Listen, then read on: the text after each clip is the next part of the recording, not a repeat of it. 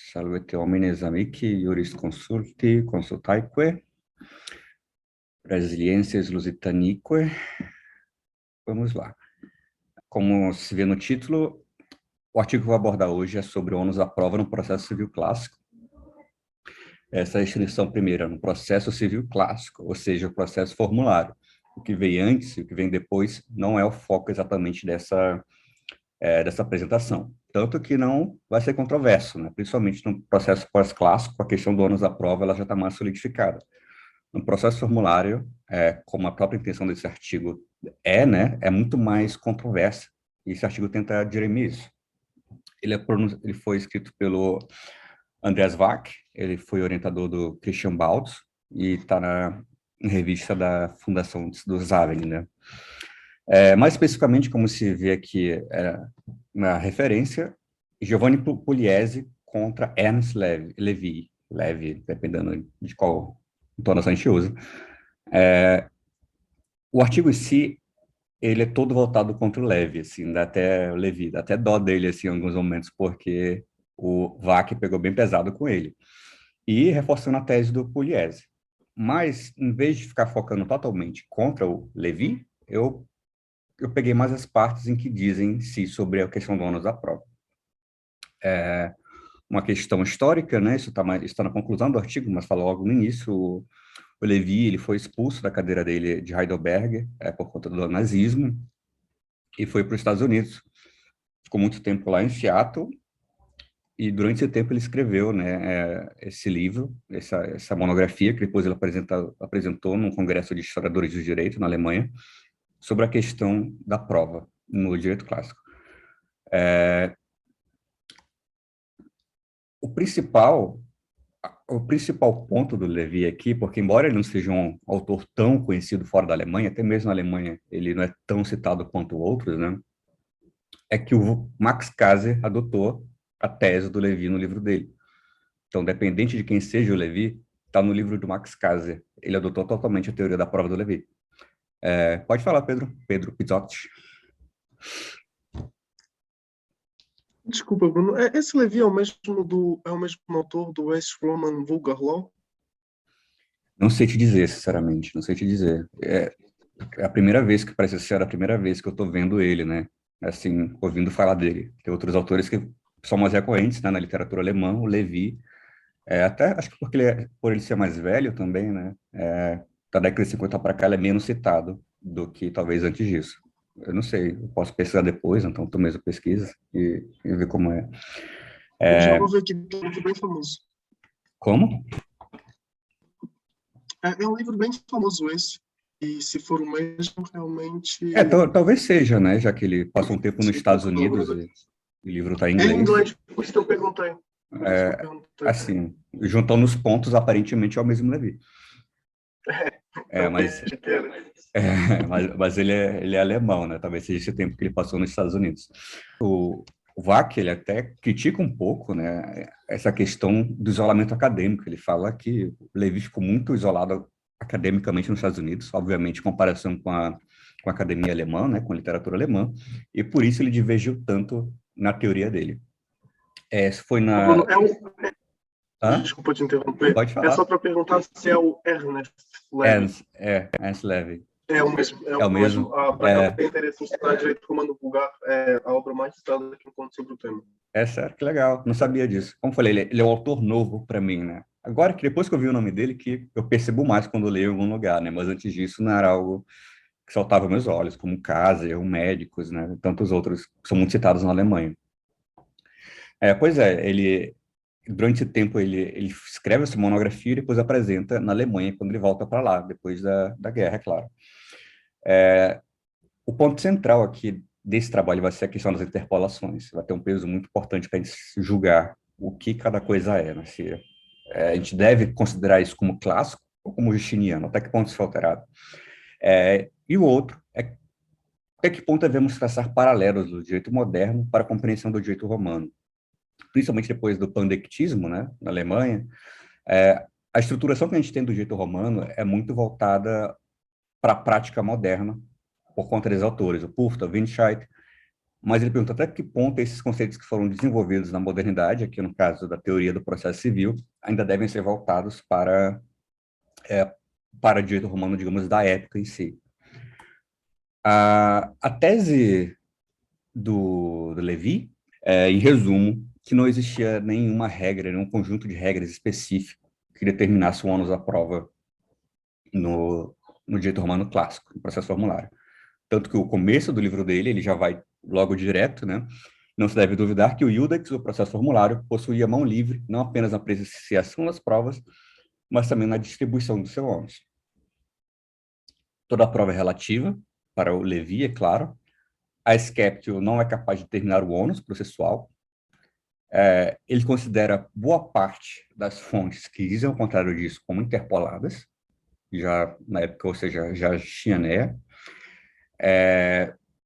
E a única regra que ele acredita ser válida seria o quid non negat, né? A prova incumbe provar aquele que diz, não aquele que nega. E ele afirma que depois do processo formulário, no processo clássico, tem um momento de transformação até chegar no processo de cognição e tudo, em que realmente estabeleceram o ônus da prova um pouco mais fixos pelo próprio Estado romano, né? Mas que durante a época do Iudex em si, não existia isso. Pronto, é basicamente essa a teoria do Levi. A partir de agora, no artigo, basicamente toda a vírgula que o Levi escreveu no livro, o Wacker vai derrubar. Mas eu não vou ficar batendo em todo momento assim, né? Eu só vou deixar bem mais direto, em que ele usa a tese do Pugliese. O Pugliese, ele escreve uma tese logo depois, contra o Levi, e é basicamente a tese que o Wacker adota. O Pugliese resume as teses do Levi nesses 2 pontos. O processo formulário não conheceu regras rígidas sobre o ônus da prova, e a falha de apresentar prova não prejudicava nem favorecia a outra parte, ou seja, a questão do risco probatório, que eu vou apresentar no final. Pelo contrário, o Pugliese afirma, né, que os romanos se guiavam por certas regras gerais sobre como interpretar as provas no processo.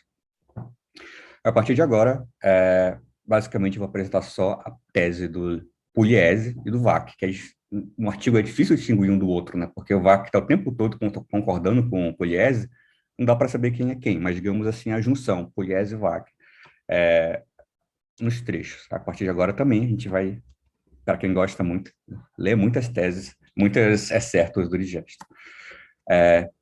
Primeira regra geral, o autor deve provar o conteúdo de sua intente. Aqui o Wack ele vai trazer uma sequência de fragmentos do Digesto. O livro 22, título 3 do Digesto, ele é basicamente voltado para as provas, ele é o que mais vai aparecer aqui, mas também, vez ou outra, a gente foge um pouco dele, né, para também em outros momentos aparece a questão da prova. Sempre que se pedirem a ópera, né, Axio, de um liberto, se exigirão provas daquele que se diz o patrono.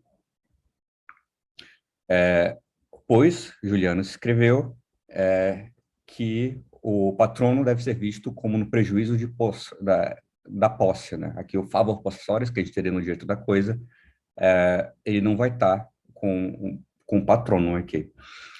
Mas sim que ele deve exercer as partes de autor. Ele, o patrono, o que diz patrono, não o liberto. Aqui o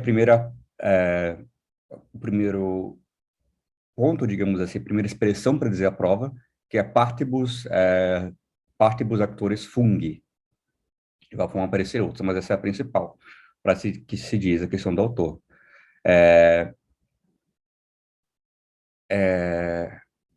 Sim, aqui no 40.14.6 é a mesma coisa, que é aquele que se diz o patrono, ele deve exercer as partes, né, a função de autor. E, se ele não provar, ele será vencido neste processo. Aqui a gente tem, claro, uma influência do favor libertatis, e aqui o favor libertatis ele prepondera sobre o favor possessório, assim, que o patrono deveria ter. Ao autor incumbe a necessitas probandi, é a primeira regra geral. Se não pareta absolvito, embora não esteja escrito diretamente, o autor ele faz uma relação com isso, em que a gente vê nas provas em geral, né? Se não for provado, se não parecer, que absolve. O Piano, ou o Juliano, né, já que ele é citado aqui, ele caracterizam a parte autora como essencialmente aquela que deve provar, que é partibus auctoris fungi. Aqui a gente tem esse textão aqui, ó, resumindo ele. É um caso de enunciação de obra nova. Eu vou ler um pedaço dele. Quando alguém contesta em juízo o direito de o vizinho construir a sua casa mais alta, e esse último não se faz presente no processo, então diz-lhe que o juiz não deve fazer nada, além de exigir garantia de que não irá construir até que, por sua vez, ajuize a ação para seu direito de construir. Igualmente acontece na situação contrária, quando alguém queira ajuizar a ação dizendo ter o direito, contra a vontade de seu adversário, de construir mais alto. E esse não se faz presente em juízo. Então, do mesmo jeito, é dever do juiz exigir garantia de que ele não irá contestar a nova construção, nem perturbá-la violentamente. E por esse modo, aquele que não defender a sua coisa, aqui no caso o direito real, será punido com a necessidade de provar o seu direito, pois isso significa exercer as funções do autor. Aqui, além do partibus auctoris fungi, a gente tem partes petitores sustinere, que é outra expressão análoga. Aqui a gente também vê a questão da prova como utilidade pública, né? Que ela está sendo usada como uma forma de coação para que o autor participe do processo, sob pena de ele ter que provar, até mesmo o réu, né? No caso, ter que provar, se ele não aparecer no processo no momento oportuno, ter que provar o seu direito. Isso é muito semelhante também com outro que a gente acabou de ver, e tem essa questão da utilidade pública, ou seja, assim, olha, apareça, senão vai ficar mais difícil a tua vida no futuro. Punitor ut de iure suo probare necesse haberet. Ou seja, mesmo o réu, mesmo não sendo autor, ele teria que ter isso. A segunda expressão, petitores parte sustinere. Certo, aqui a gente tem o edictum carboniano, por esse edito o herdeiro impúbero da herança contestada, ele fica como possuidor, mas o que aconteceu aqui no caso hipotético do Cévola é que antes de que ele tenha a posse, antes que a posse tenha sido enviada, mudada para o menor, ele se torna púbere. Então ficou a questão se ele ainda teria o direito de fazer uso desse edito carboniano. Aí o Cévola fala que não, que ele aqui já está como autor. E ele bota aqui o petitores partibus fungi como sinônimo de probationem e incumbere, ou seja, exercer o papel de autor é sinônimo de a ele incumbir a prova. Isso reforça a ideia de que no direito romano clássico, claro, pressupondo todos esses pontos, ele faz uma análise mais filológica, argumentando de que não são trechos interpolados. O Levi, todos esses textos que a gente está vendo até o momento, ele considera como interpolado. E o que o direito romano considera o autor como sinônimo de como aquele que tem que provar. Equivalência de petitores partibus fungi, exercer as partes do autor, e probationem incumbere, ei incumbere, que é o próprio autor. Aqui também a gente tem mais um exemplo disso, aqui são vários exemplos basicamente com o mesmo pensamento, né, mas em situações diferentes. Aqui tem um legado. Por edicto do Antônio Pio, aquele que está legando alguma coisa, se ele lega sabendo que a coisa não é sua, o legado é válido. E o herdeiro, né, vai ter que adquirir essa coisa para o proprietário, para o legatário. Mas, se ele está legando algo que pensava ser de outra pessoa, mas que na verdade é sua, esse legado vai ser nulo. Então, o legatário, né, obviamente, vai ter interesse em dizer que a coisa, na verdade, não era dele, do defunto, e que o defunto sabia disso. Ou seja, para exigir do herdeiro, para que o herdeiro adquirisse essa coisa. Certo. O Marcianos aqui, ele traz que a função de provar por exemplo, se o autor, se o defunto sabia ou não que a coisa era dele, é do legatário porque ele tem interesse na ação.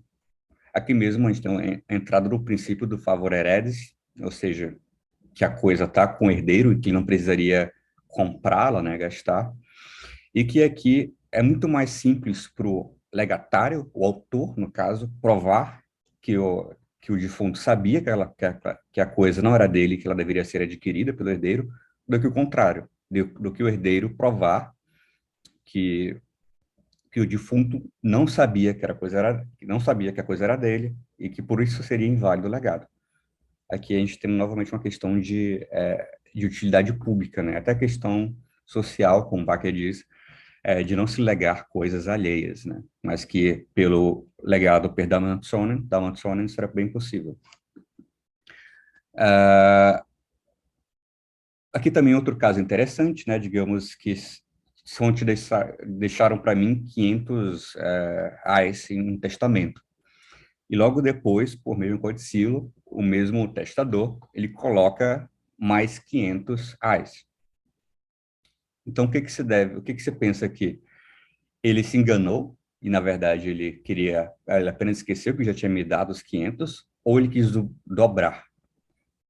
De novo aqui, quem vai ter que provar que houve essa duplicação é a própria pessoa que está pedindo, ou seja, o legatário.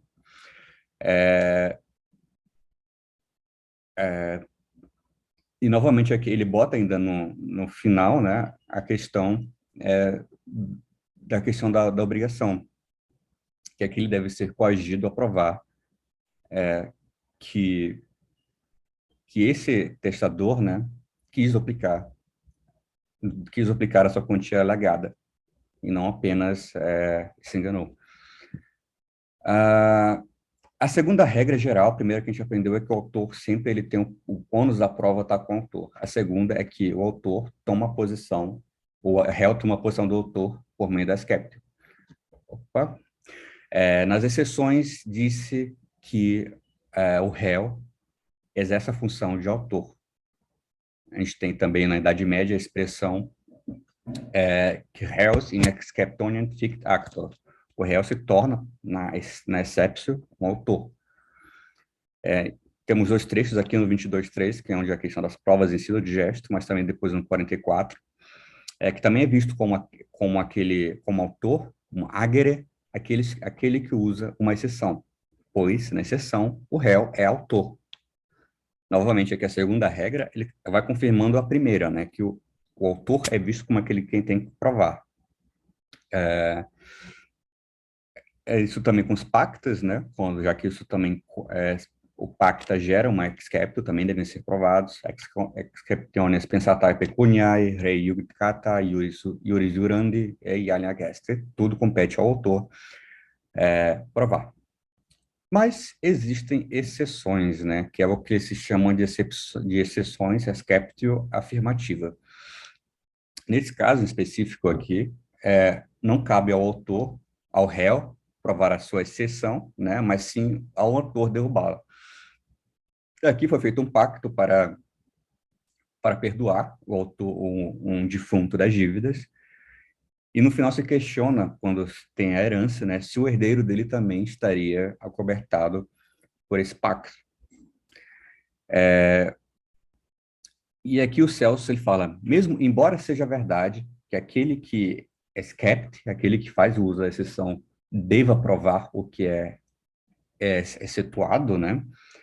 Mas a prática diz que, em regra, quando uma pessoa é libertada de uma obrigação, também vai com os herdeiros, também se aplica a eles.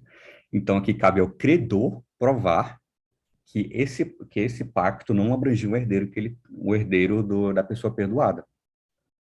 Então, cabe a ele provar a exceptio. Aqui é a questão da exceptio procuratória, não é? Aqui, a exceptio procuratória é aquele caso em que o procurator, né, a pessoa que deveria representar alguém em juízo, não está, digamos, devidamente instruído no processo. Quando o réu aqui usa exceptio procuratória, ou seja, contestando a capacidade de representação daquela pessoa, daquele agente, Não cabe ele provar que ele está errado, mas sim ao autor provar que ele está corretamente representado com um procurator, né? Até porque ficaria muito difícil para o réu provar, olha, ele está errado por causa disso e disso. Muito mais fácil para o autor aqui dizer, não, está representado, ou o procurator tem validade por conta disso e daquilo. Ele não contesta um fato em si.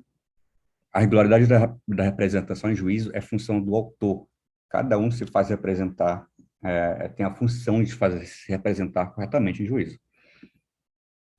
A mesma coisa da interrogatio in iure, que são aqueles questionamentos sobre a legitimação passiva, ainda na fase in iure, né? Caso, posteriormente, o réu fale que ou ele não foi interrogado ou o que ele falou, né, é diferente, ele usa scepto interrogatória, o nome dela, não cabe ao réu provar isso. Mas sim, pelo que o Piano, ele atribui que é a função do autor provar tanto a existência quanto o conteúdo do depoimento, né, o que ele falou. Mais um exemplo de uma scepto afirmativa, em que inverte, né? Aqui o réu não se torna autor pela scepto, e sim cabe ao próprio autor tirar essa scepto de questão, né? Tirar da linha.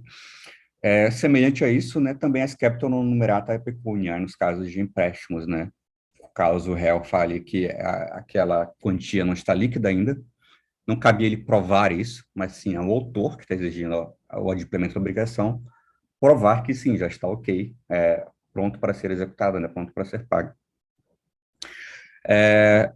Finalmente, aqui o único ponto em que o Levi fala ser presente no processo clássico, no processo formulário, é essa frase, e incumbit probatio qui dicit non qui negat. Por muito tempo vigorou, principalmente na Idade Média, pela escolástica, pelos valorisadores, a teoria das negativas. Negativa não sunt probanda. Não se deve provar o que não existe, né? Uma negação, até porque isso não seria possível, né? Então, no mínimo, a gente tem uma dificuldade. Mas Vaque fala que não é difícil definir o que é uma negação, o que é uma afirmação negativa e das positivas. Aqui, nesse contexto específico, nesse fragmento, o qui negat não é quem está negando algo, mas quem está contestando algo. Nem sempre a defesa do réu vai ser uma negação, digamos, da existência de uma obrigação, mas sim contestando o conteúdo exigido, né? E o qui dicit aqui é quem afirma um ato. Não que ele está dizendo que algo realmente existe, mas ele está afirmando alguma questão. Então, aqui nessa frase traduzida seria incumbe a prova aquele que afirma um fato e não aquele que contesta. Se a gente traduzir aqui simplesmente como diz ou como nega, ficaria um pouquinho problemático a teoria. A gente tem dois tipos de ônus também, o onere dell'affirmazione, que seria antes da litis contestatio, que seria aquela questão de dizer que provar, digamos assim, que a tua demanda ela é cabível em juízo, ela está pronta para ser posta ali, e o onere della prova, que é a prova em si, como nós conhecemos e como sendo abordada aqui, já é a questão dentro do apud iudiquem, de provar os fatos, as questões ali dentro, né? Uma na fase in iure, dell'affermazione, e outra na fase apud iudiquem, della prova, a prova em si. Além disso, dessas duas distinções, nós temos o ônus da prova e o risco da prova, né? O ônus da prova, ele é objetivo, normalmente o que cada um deve trazer para o processo, né, para provar o seu fato. O risco da prova, ele já é subjetivo, significa dizer, digamos, se não for provado tal questão, é prejuízo para quem? Então, temos algo mais subjetivo, ele vai ser uma distribuição aqui, dependendo de cada autor. Se não paret, absolve. Temos vários pontos disso, como favor possessores, favor libertatis, em que esse risco da prova ele vai ser direcionado para uma das partes. Em regra, os dois andam juntos, o ônus da prova e o risco da prova, mas muitas vezes eles podem ser dissociados. Na Idade Média surgiu, temos esse ditado, né, auctore non probante reus absolvitur, ou seja, que o risco da prova está com o autor, em regra vai estar com ele. A confecção da fórmula é, em regra, o que vai dizer o que pertence à fundamentação e o que é a scepto. É por meio da confecção da fórmula que nós vamos ter, digamos assim, as diretrizes do que deverá ser provado na fase por Euric. E o Wacker conclui que a existência de regras comuns ou análogos são muito mais prováveis do que não ter nenhum parâmetro de prova, como Levi afirmaria no processo clássico. Isso traria uma certa insegurança jurídica, não observado no processo formulário, e que mesmo se fosse o caso, algo teria sido tomado, né, para evitar essa questão. Como na questão no campo da exegese, no campo da interpretação do direito romano, em regra, a gente trabalha comum, e outro trabalho que eu apresentei aqui, do Baldus, muitas vezes com probabilidade, e é exatamente isso que ele faz aqui. Ele fala que é muito mais provável, pelo que se sabe, que existissem regras que auxiliassem o jurista no campo da prova, e não que fosse simplesmente que o iudex tivesse a mão livre para falar quem deve trazer o quê, e quem é prejudicado em caso dessa prova não aparecer em juízo. Essa é a conclusão do Wacker e do Pugliese. Um resumo aqui, bem rápido, nas teses de Levi. Ele fala que o processo formulário não conheceu essas regras rígidas sobre o ônus da prova, e a falha, faltou aqui, em apresentar provas de uma parte não a prejudicava nem favorecia, ou seja, seria algo neutro, ao contrário daquela questão que a gente viu do risco da prova. Essa tese dele, como eu falei, ela é muito contestada, mas o Max Kaiser adotou ela. Então, se o Max Kaiser adotou uma tese, né, assim, ela já cresce, né? Eu fui confirmar, eu achei o livro do Max Kaiser de processo civil, ele realmente adota a tese do Levi, mas ele complementa também, né? Que infelizmente eu não tive tempo para trazer para esse trabalho. Ao autor cabe provar a sua intentio e ao réu provar sua exceptio, salvo se for uma exceptio afirmativa, como nós vimos naqueles casos, e no caso da exceptio non numerata e pecunia. O onere dell'affermazione antes da litis contestatis, ou seja, na fase in iure, ainda provar que aquela ação é adequada, ela está bem instruída, e o onere dela prova em si já por iudiquem, que são as provas de fato e tudo mais. O ônus da prova é algo objetivo, né? Está para os dois, para as duas partes, e o risco da prova. O risco da prova é quem vai ser prejudicado em caso de não prova. E, no final, como eu acabei de falar, o Wacker conclui que essas regras são muito mais prováveis de ter existido no processo formulário do que não terem existido. Aqui eu encerro. Assim, é um artigo muito complexo, eu queria ter apresentado muito mais a questão da interpolação para quem gosta desses estudos, né? Cada um desses trechos ele analisa muito mais profundamente. O artigo tem 40 páginas, né? O que já é um artigo um pouquinho maior do que normalmente a gente vê por aí. Ele tem muito mais a questão desse debate com o Levi. Eu tentei trazer aqui apenas um pedaço do que é escrito nele. E eu tenho que parar de escolher esse artigo difícil. Eu vejo um tema assim, eu fico, caramba, que tema legal, vou ler sobre ele e apresentar. Aí, quando eu tô lá no meio do artigo, eu começo a perceber, caramba, esse tema é muito difícil. Dá vontade, assim, de mudar, né? Escolher alguma coisa mais fácil. Na próxima vez que eu apresentar, vou escolher alguma coisa mais fácil, porque é difícil, né? Assim, 39 páginas aqui, vários pontos de interpolação depois de teoria de direito moderno, né? Processual moderno, provas e tudo. Então, caso vocês tenham oportunidade algum dia de ler esse artigo, ele é muito rico, né? Muito interessante, ele abrange assim, 360 direito romano, por todos aqueles certos que a gente viu, né? Ele vai pegando, ele varia entre o direito das coisas, direito das sucessões e por aí vai. Depois traz um pouco da questão da teoria da prova moderna, e, claro, alemã, né, já que é um artigo dentro da cultura jurídica alemã. Pois bem, aqui eu encerro, espero que eu tenha conseguido passar alguma coisa para vocês sobre este artigo. Para ser sério, eu teria que ler ele mais 3 vezes para ter um juízo de definitivo, e olha lá. Então, eu encerro, passo a palavra para o Vitor, né, já que o Vitor sempre começa a falar as coisas. Bah, que facada, Bruno, eu estava abrindo aqui o livro do Bernardo para ver se eu conseguia achar um determinado fragmento ali do 5017 e fazer um comentário mais robusto à apresentação. Se eu localizar, eu depois volto a pedir a palavra aqui para vocês. Bruno, obviamente não posso deixar de cumprimentar. Hercúleo, como sempre, da tua parte, trazer para a gente a mais seleta bibliografia em língua alemã. Então, só por isso, tu és único, tu és um romanista único e tu tem, enfim, esse privilégio de poder ler a biografia mais seleta, o melhor possível. Te invejo por esse motivo e por outros. Então, muitos cumprimentos pelo trabalho que tu fizeste. Exposição fantástica, como sempre. Queria aproveitar e te perguntar, mencionaste muita coisa sobre interpolação e sobre já termos isso mais nítido no caso do processo do período pós-clássico. Queria te convidar a falar um pouco sobre como é que isso, tendo já mencionado os fragmentos que constam do direito justinaneu, queria te perguntar se tu sabes, se tens alguma informação sobre o direito pós-clássico em si, e se tu vislumbras esse campo processual como suscetível de melhor investigação da tua parte, se tu vês essa seara como interessante para os teus próximos passos. Parabéns uma vez mais. Obrigado, Vitor.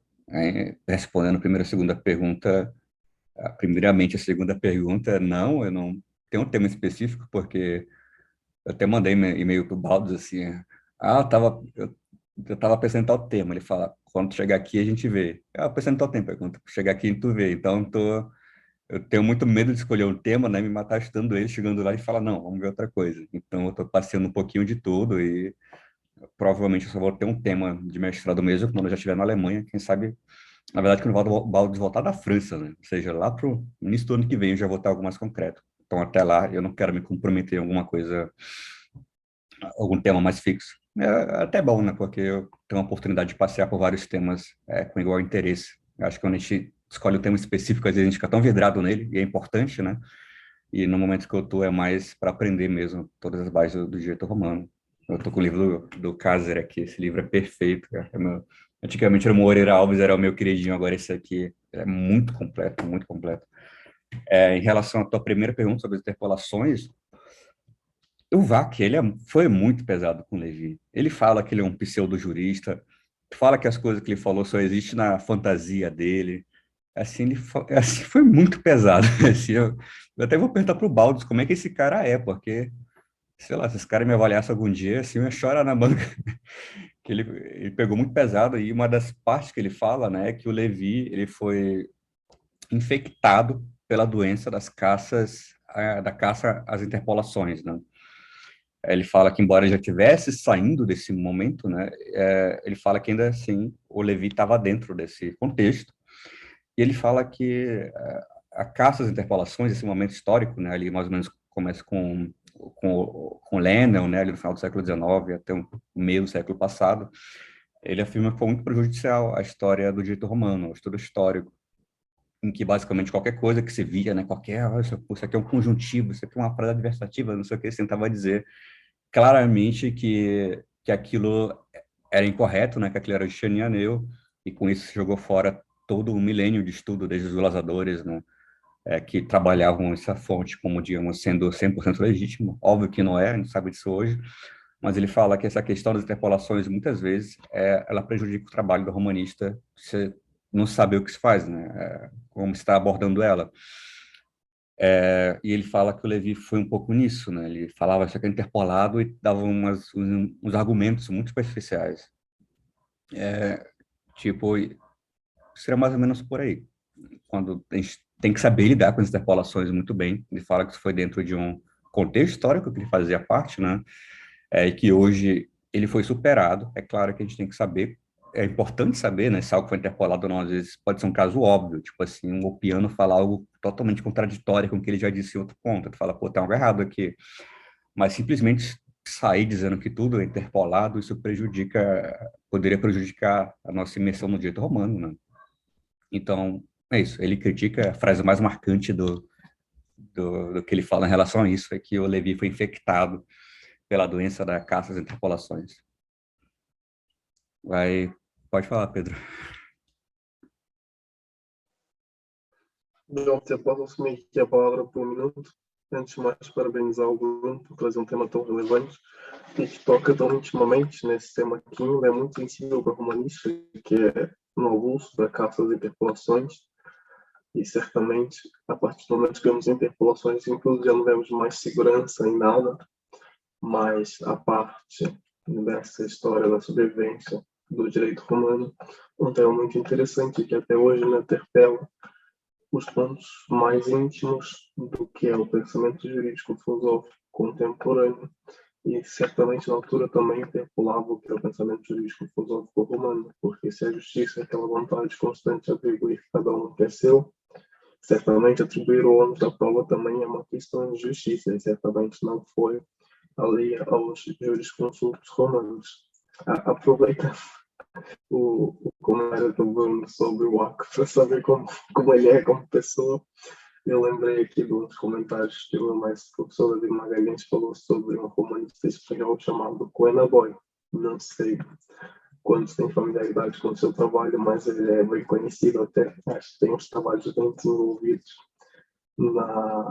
sobre o mundo, se eu não me engano.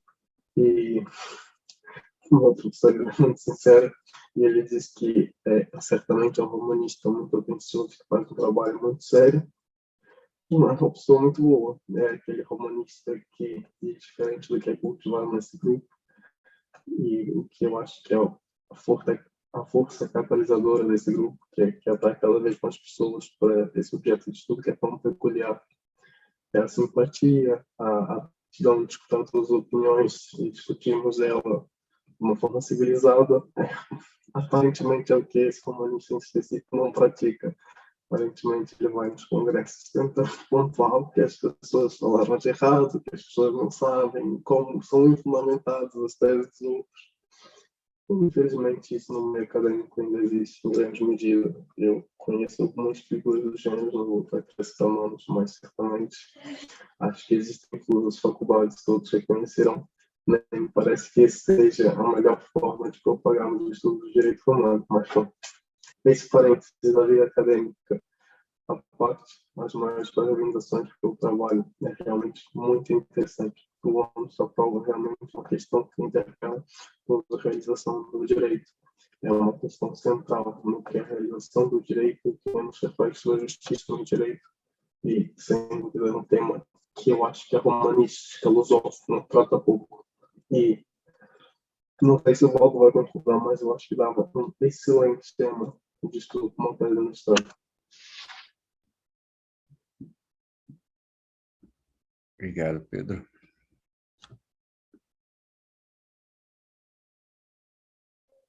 Bruno, parabéns, só queria prestar meus cumprimentos a você, sobretudo pelo mérito de síntese.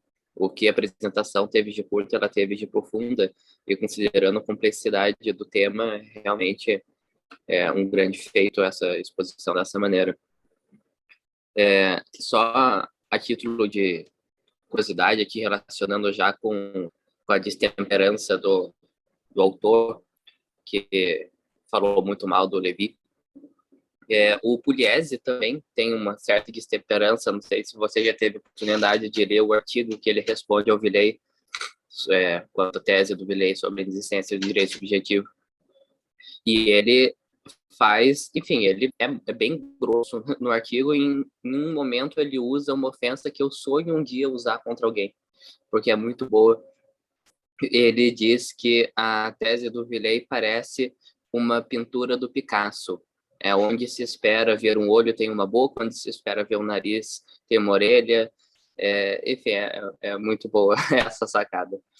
Mas é isso, parabéns. Obrigado. Essa sinceridade, assim. O pessoal fala, isso é sinceridade alemã que eles falam, né? Que eles são bem, bem diretos, assim.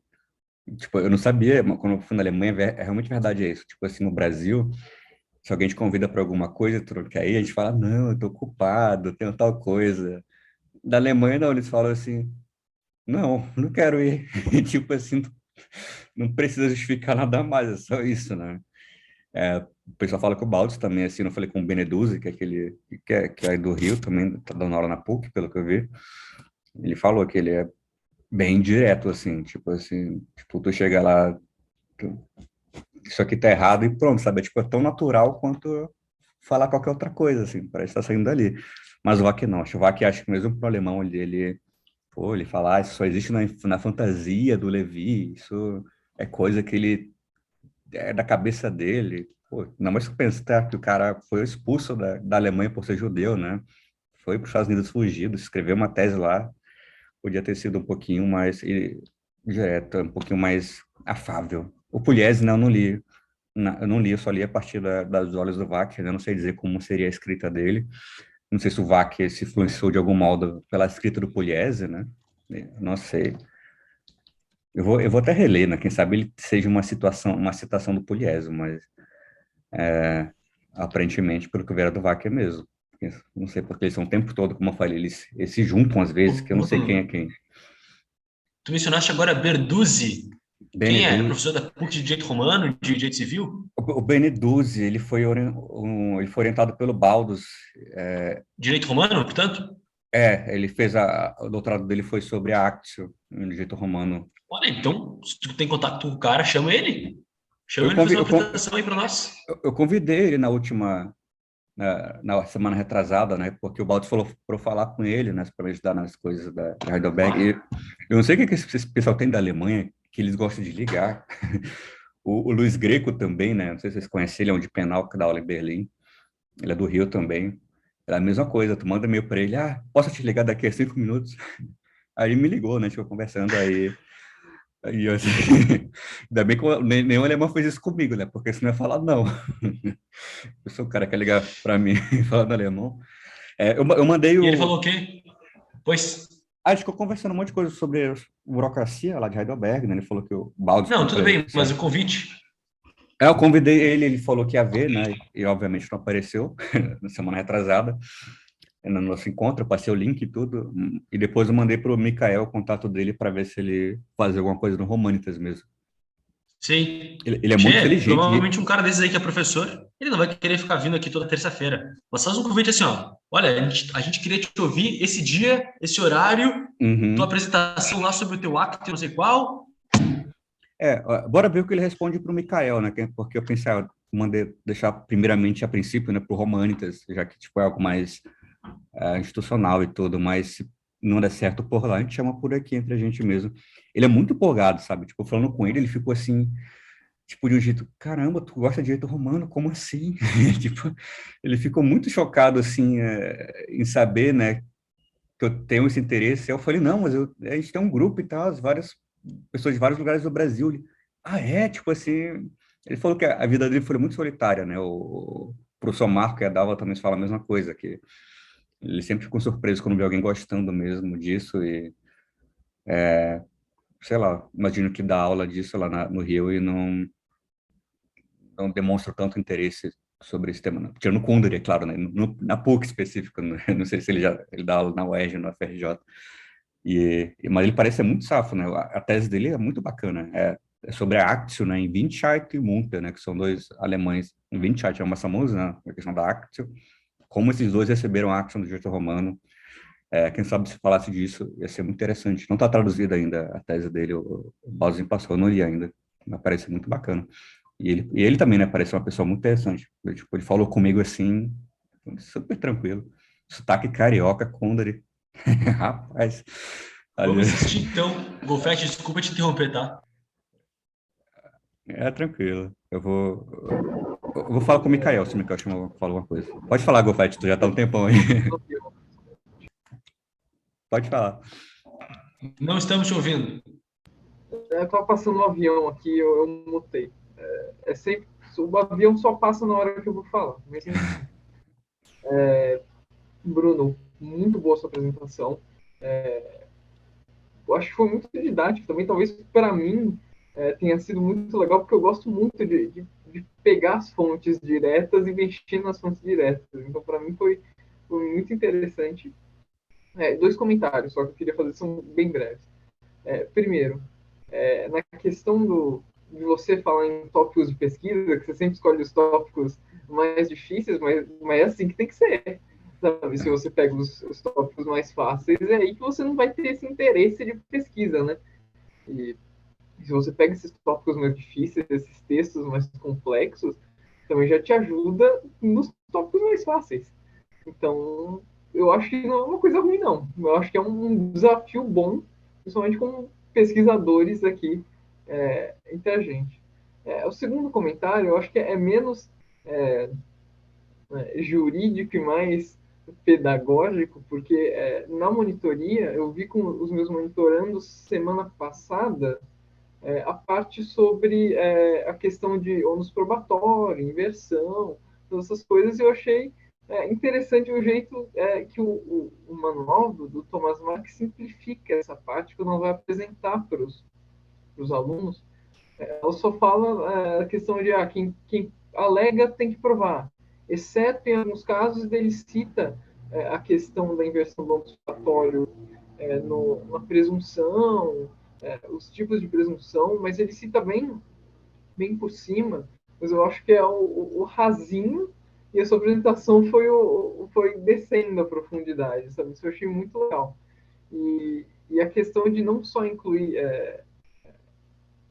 a questão da presunção, mas todas as exceptions, e algumas exceptions também não funcionam, para essa inversão automática. Achei bem interessante. Então, eu só queria fazer esse comentário, que é um assunto que a gente abordou na monitoria, do último encontro da monitoria. Então, eu acho que complementou bem. Obrigado, Guilherme. Eu tenho que ler o livro do Mark, tu fala tanto dele assim que já tá na minha cabeça que tem que estar na lista aqui dos próximos, né? Terminal do Kaiser. Ele é pequeno, né? Pequeno assim que eu digo, não é um manual. É o manual azulzinho do Thomas Mann, tem edição nova, se eu não me engano. Assim, ele é bom para a introdução, sabe? É legal porque agora os comentários dos professores, né, da USP, do Mark, do Darcy, o Elcio e o Bernardo, mas ele é bem didático. Eu acho que é isso. É como se fosse a porta, a droga mais... A droga de entradas para drogas mais fortes, que nem o Moreira Alves, Marrone, etc. Entendi. Mark. O Mark o Mark húngaro, né? Que tem dois Mark, né? Então, Mark, acho que Thomas tá. Mark, com K e com Y, não Mark C-H-I. Que tem. Não é o professor Eduardo Mark. Pô, muita coincidência, né? Então, dois Mark, assim, direito romano na USP. O Mark com CH pode ser interessante para a tese do Pedro aí, hein? O Mark com CH é especialista em reais, tem uma tese em propriedade horizontal única. Mas era sobre como a relação entre ação, exceção e réplica tem o que é mesmo uma constituição à semelhança um dos outros, que comprova uma tese que originalmente é do Kaufmann, que é que o direito é originalmente analógico, e uma tese que na minha escola encontra uma grande adoção no pensamento do Castanheira Neves e do professor Pinto Bronze. Apesar do professor Pinto Bronze ser discípulo do Fickenscher, para aqueles que têm mais afinidades jurídicas filosóficas, não é tão pegado na analogia quanto o Kaufmann, mas é muito interessante ver como muitos estudos jurídicos vão sendo moldados à semelhança um do outro. E o outro comentário era sobre naquele caso em que o princípio favor libertatis se sobrepõe ao princípio favor possessionis. Isso, e apenas para acrescentar uma nota de rodapé, a dizer que é muito interessante como no direito romano, na regulação do regime dos escravos, há muitas notas que tocam intimamente com o que é a sua personalidade. Claro que eles eram tratados como coisas e de forma alguma eu quero derrubar essa tese. Isso é consensual, isso é correto, isso tem que continuar a ser ensinado, e principalmente na licenciatura isso é uma simplificação tanto quanto facilitadores para os estudantes, mas há certas dimensões dos estudos da regulação do estudo da escravidão que revelam um tratamento como persona, um tratamento como homo primeiro e como persona enquanto categoria axiológico-jurídica secundariamente. Isso é desenvolvido pelo professor Santos Justus no que eu acredito que seja um trabalho chamado O Regime Jurídico dos Escravos em Roma. Eu acho que é uma coisa assim. Se alguém tiver interesse nisso depois também, é só um tweet, está na internet, é muito fácil de enviar. Mas, bom, eram as minhas últimas observações de apresentação. Não sei se alguém quer dizer mais alguma coisa.